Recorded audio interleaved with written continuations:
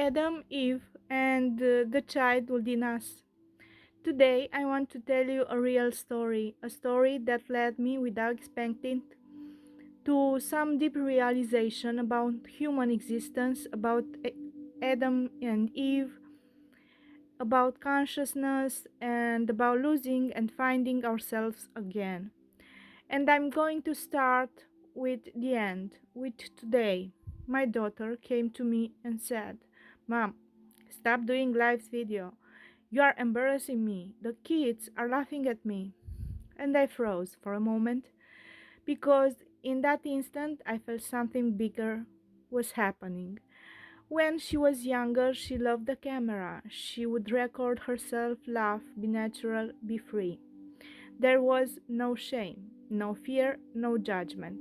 She was exactly like a divine child, just as Jesus said, "Let the children come to me." Why?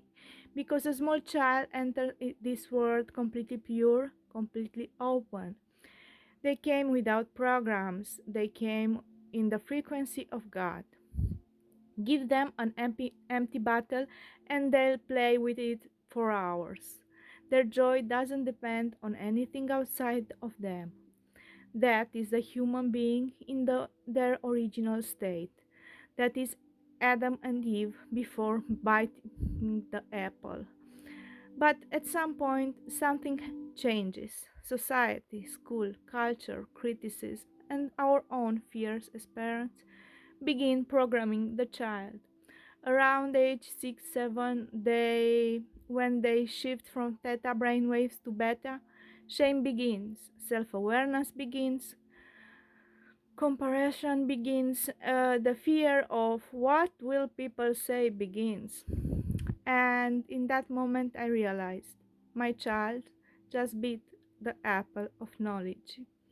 She started to see shame, she started to see herself through the eyes of the world and not through the eyes of her own soul. And it wasn't the first time I noticed this shift. A few years ago, she asked me, "Mom, do you love me?"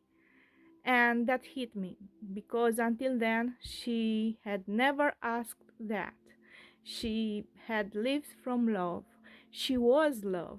She was unity. But at the moment the child asks, "Do you love me?" it means they have already separated from their essence. They no longer feel the love inside, so they begin searching for it in other people. Just like all of us, all our lives, we are searching love in others, but the love is inside us, dears. We spend our whole lives chasing love, approval, validation because at some point in childhood we lost Adam. We lost purity, we lost the natural connection to our divine self. And then I had this realization. Maybe the story of Adam and Eve is not about sin at all. Maybe it's a story of every human being. We are born in pure love, born without shame, without fear, without ego. Then we bite the apple, meaning we become aware of ourselves, of others, of judgment. And we spend our whole lives trying to return to the source, trying to find love again within ourselves, trying to become once more who we were before we forgot. Maybe that is what the return to Eden truly means. Not dying or going somewhere, but living and coming back to yourself, to your inner child, to the divine essence you arrived with, to the love that doesn't need to be asked for, negotiated, or proven.